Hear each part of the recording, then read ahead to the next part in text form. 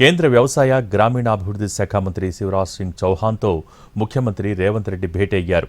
ప్రధానమంత్రి ఆవాస్ యోజన కింద తెలంగాణకు 11.56 లక్షల ఇళ్లు కేటాయించాలని కేంద్ర మంత్రిని కోరారు.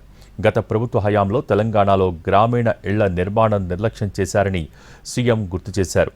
ఎల్నినో నేపథ్యంలో వీబీజీ రామ్జీలో అదనపు పనులు చేర్చాలని కేంద్ర మంత్రికి విజ్ఞప్తి చేశారు. రైతుల జీవనోపాధి మెరుగుపడటానికి 10 కొత్త పనులను వీబీజీ రామ్జీలో చేర్చాలని కూడా కోరారు. కూరగాయల పందిళ్లు, పశుగ్రాసం, మల్బరీ తోటలు, పట్టుపురుగుల పెంపక షెడ్లకు అనుమతి కోరారు. రైతుల భూముల అభివృద్ధి, నీటి సంరక్షణ, ప్రకృతి వైపరీత్యాలతో దెబ్బతిన్న భూముల పునరుద్ధరణ పనులకు అవకాశం కల్పించాలని కేంద్ర మంత్రిని కోరారు. ఇందిరమ్మ ఇళ్ల పనుల్ని వీబీజీ రామ్జీ జాబితాలో చేర్చి లబ్ధిదారులకు 90 రోజులు పని కల్పించాలని కేంద్ర మంత్రి శివరాజ్ సింగ్ చౌహాన్కు విజ్ఞప్తి చేశారు సీఎం రేవంత్ రెడ్డి.